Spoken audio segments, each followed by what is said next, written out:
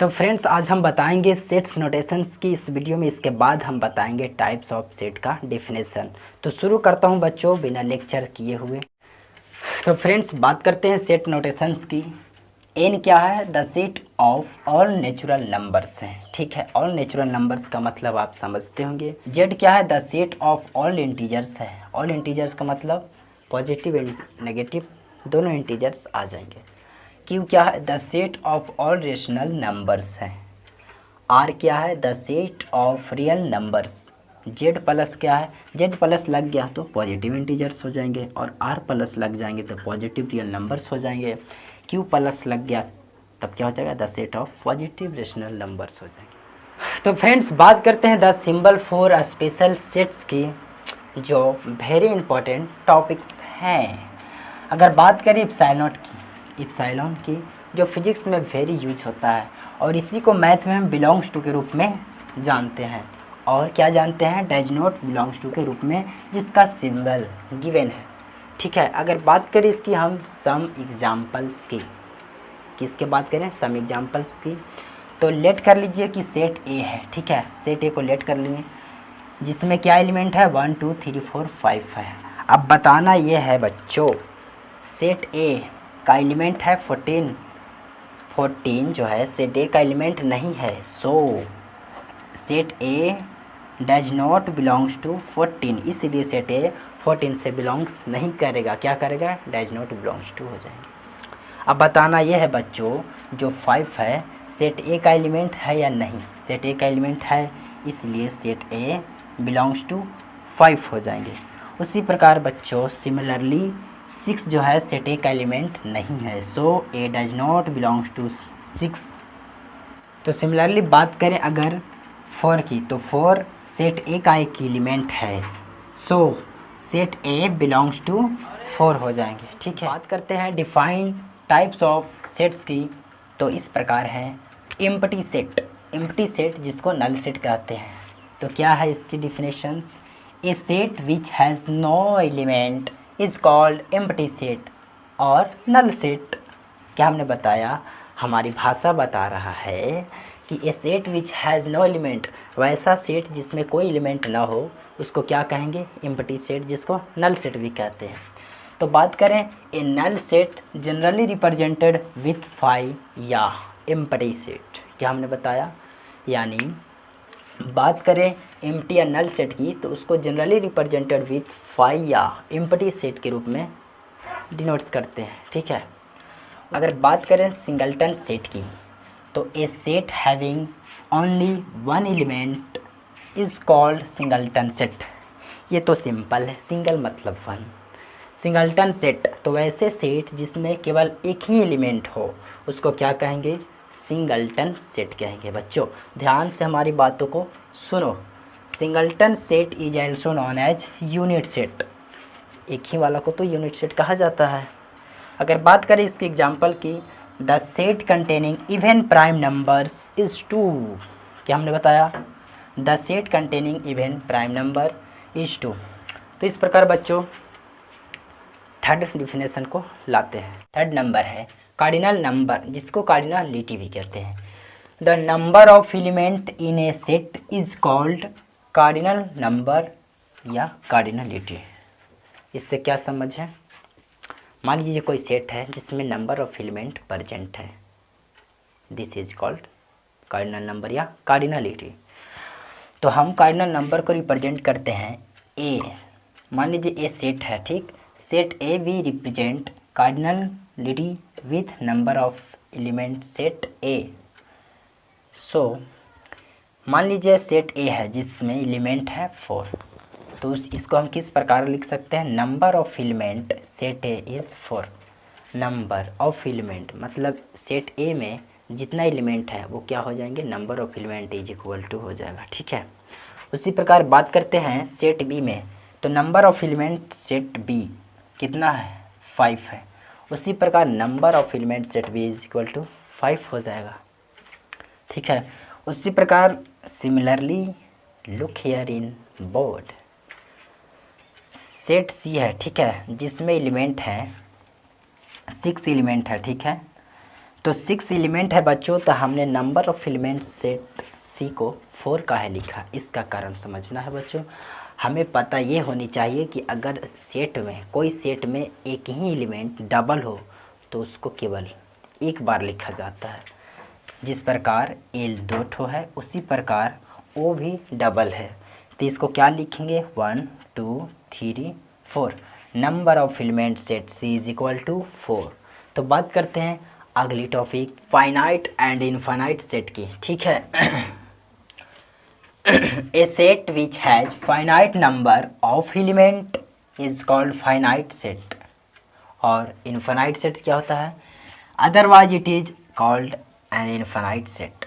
मतलब इसका ये कहना है बच्चों कि मान लीजिए एलिमेंट है, ठीक है, मान लीजिए कोई सेट है जिसका एलिमेंट गिवन है, उस एलिमेंट को आप गिन सकते हैं, तब तो सेट क्या हो जाएगा, फाइनाइट हो जाएगा।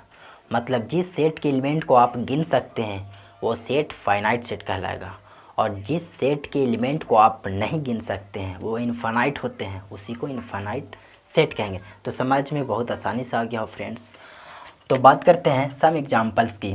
तो सेट ए है जो क्या है, फाइनाइट है। क्या है, फाइनाइट सेट है। फाइनाइट सेट है 1 2 3 4 5 से लेकर 20 तक है, तो हम इसे आसानी से गिन चुके हैं। ठीक है।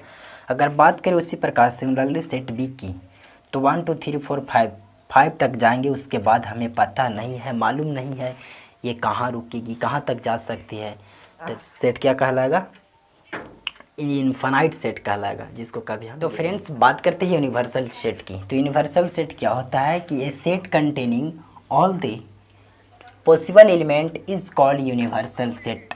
मतलब मान लीजिए कोई सेट है, मान लीजिए सेट सी ले लिए और दो सेट और है ए और बी, ए और बी का एलिमेंट सेट सी में मिलता है, ठीक है, तो देन तब क्या कहेंगे, उस सेट को हम यूनिवर्सल सेट कहेंगे।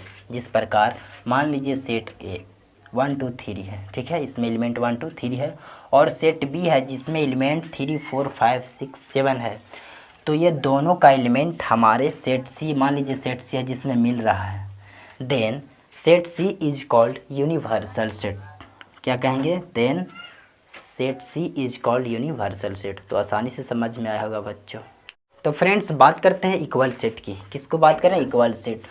To set A and B are equal is called equal set. दो सेट को इक्वल सेट तभी कहेंगे जब number of element set A और number of element set B दोनों का एलिमेंट क्या हो, सेम हो। तो ऐसी स्थिति में क्या होगा, दोनों इक्वल सेट कहलाएंगे। जिस प्रकार हमने सेट ए को मान रखा है 1 2 3 4 5 6, इसमें 6 एलिमेंट है, किसमें, number of element set A is equal to 6। Similarly number of element set B is 6। ये दोनों क्या कहलाएंगे, इक्वल सेट कहलाएंगे, इक्वल सेट कहलाएंगे। अब बात करते हैं इक्विवेलेंट सेट की। किसकी बात करें, इक्विवेलेंट सेट।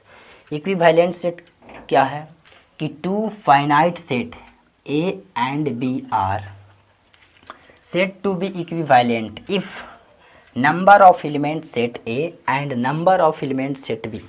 इसका यह कहना है, इक्विवेलेंट सेट की क्या कहना है कि दो फाइनाइट सेट को हम इक्विवेलेंट सेट तभी कहेंगे जब number of element set A and number of element set B क्या हो, इक्वल हो और फाइनाइट हो। फाइनाइट मतलब जिसे गिन सकते हैं, दोनों बराबर हो, तो वैसी स्थिति में क्या कहलाएंगे, इक्विवेलेंट सेट कहलाएंगे। जिस प्रकार हमने एग्जाम्पल दिखा रखा है 1 4 5 7, इसमें कितने एलिमेंट है, नंबर ऑफ एलिमेंट कितना है 1 2 3 4। उसी प्रकार सेट बी में क्या है, नंबर ऑफ एलिमेंट 4 है। ये दोनों क्या है, तो इक्विवेलेंट सेट है, इक्विवेलेंट सेट। तो ठीक है बच्चों, आसानी से समझ में आया होगा। बात करते हैं सबसेट की। तो सबसेट क्या है, every element of set A is also an element of set B is called subset. ठीक है, this is a symbol of subset.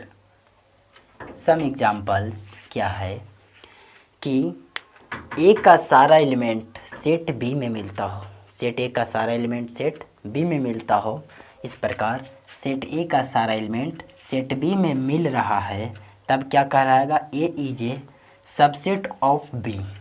तो बी का सबसेट कौन हो जाएगा, ए हो जाएगा। ये तो सिंपल सी बात। तो फ्रेंड्स बात करते हैं सुपर सेट की। If A is a subset of B, क्या हमने कहा, यदि ए बी का सबसेट है तब B is called super set. Simple चीज़ है, यदि ए बी का सबसेट है तब B is called super set. ठीक है, मान लीजिए सेट ए है जिसका एलिमेंट है 1 से लेकर 5 तक, और सेट बी है जो 1 से लेकर 7 तक है। सेट ए का सारा एलिमेंट सेट बी में मिलता है, तब क्या कहलाता है, सबसेट। तब जब if A is a subset of B then B is super set हो जाएगा। सिंपल सी बात है। तो बच्चों बात करते हैं लास्ट टाइप्स ऑफ सेट की, जो डिफिनेशन बताने जा रहे हैं, किसका, पावर सेट की। पावर सेट क्या होता है, power set a set containing all the possible subset a particle set is called power set. Power set को हम किस तरह रिप्रेजेंट करते हैं, the represent of power set number of power set of element A is equal to, क्या हो जाएगा, 2 के पावर m। m क्या है, where m is the number of elements. Power set के एलिमेंट ए में जितना एलिमेंट होगा, पावर सेट के सेट ए में जितना एलिमेंट होगा वो क्या कहलाएगा, वो m कहलाएगा। ठीक है, where m is the number of element, जिसको हम पावर के रूप में जानते हैं। अब पूछ सकता है बच्चों कि यदि सेट ए है ये वाला, इसकी पावर सेट क्या हो जाएगा, तो फॉर्मूला लगा दो 2 के पावर m। बताओ बच्चों m क्या है, तो number of element set A.